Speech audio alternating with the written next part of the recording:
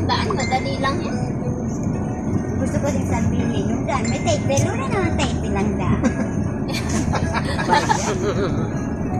Ma'am, Ano kayo nakakita ng daan na may title? mayroon din title yung daan. Hindi nga kakusirata ang ano doon sa right of way. Kasulatan lang. Pero kung title, wala naman ano po naman. Ito po ang ating available na farm lot. Ayan, napakaganda po. At super patag. Ayan po. So, sa lahat po na gustong kumuha o mag-invest ng farm lot, dito po sa Naik, Barangay Malainin, Luma. Ayan po. So, dito po sa part na to ay mayroon po tayong Swiss Road na dadaanan. So, magkakaroon po tayo dyan. Ayan po. Konting pa na. Oh, yung daming prutas. Oh. Ayan po. 3.9 hectares. Ayan.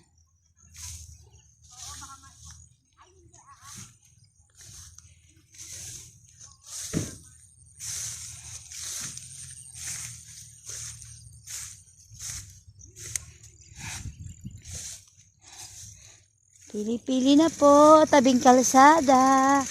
Ayan po.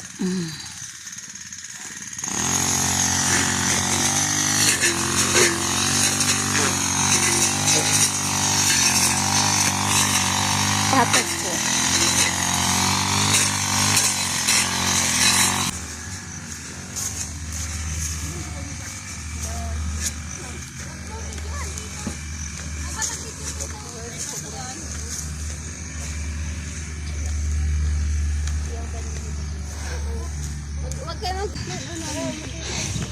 Ayan po ang ating area.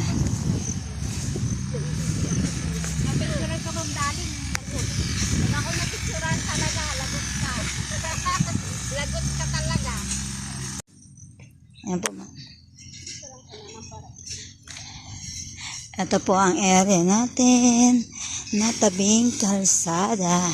Ito po ang barangay road. So, ito po yung property natin. Ayan. So, ayan po. Malapit na po siya. So, magkakaroon po tayo dito ng ayan po. Ang ganda. Ganda po ng area, patag. Paunahan po tayo dito sa tabing kalsada. Guys, ito po ang ating property na for sale. Sa lahat po na gusto pong mag-invest, ito na po ang ating property na maganda. Tabing kalsada po tayo ngayon. So, ayan. Ayan po. Ayan.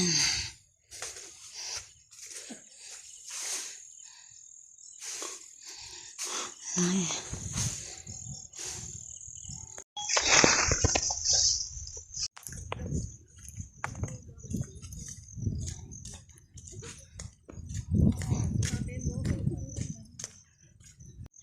Ito po ang ating property na for sale. Ayan po, nakikita nyo po, super patag po siya.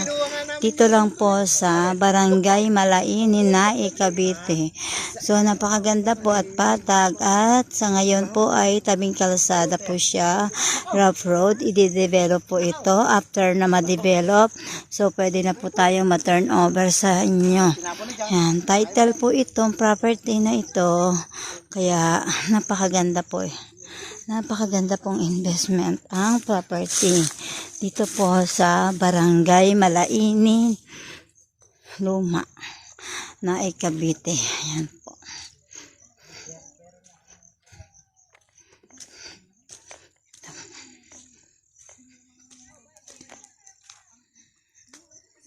Ayan.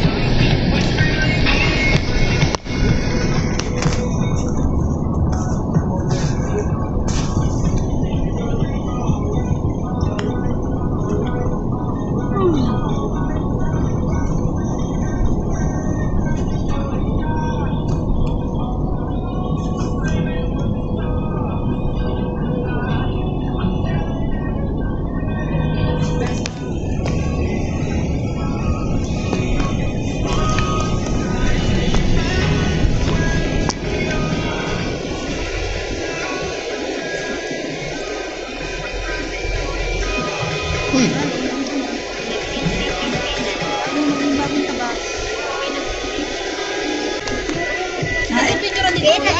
Itong banda. Ito magiging entrance. Di ba kami saglit mo? Ayan,